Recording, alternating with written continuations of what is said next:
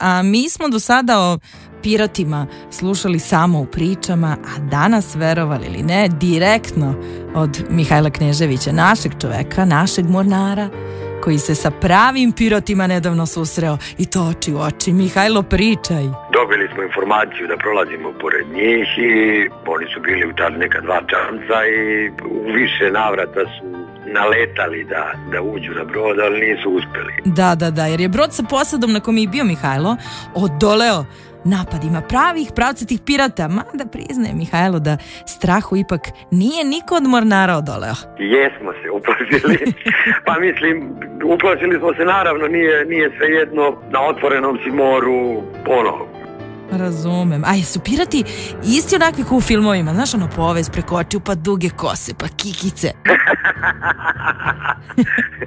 Pa ne izgleda kao na filmu, crnci su bili u pitanju, Somalici. I obučeni su ne mogu da kažem normalno, kao svi drugi ljudi, ali nisu bili pirati kao sa Kariba, nije bio Johnny Depp u glavnoj ulozi. Onda pretpostavljam da nije bilo ni Kire Knightley. Žena je inače po starim pomorskim verovanjima baksta.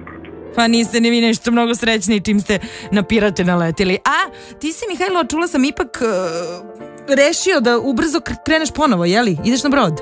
Hrabro se vraćam na brod, to je moj posao, to je moje zanimanje, šta radim, ne mogu sad zbog pirata prestati da plovim.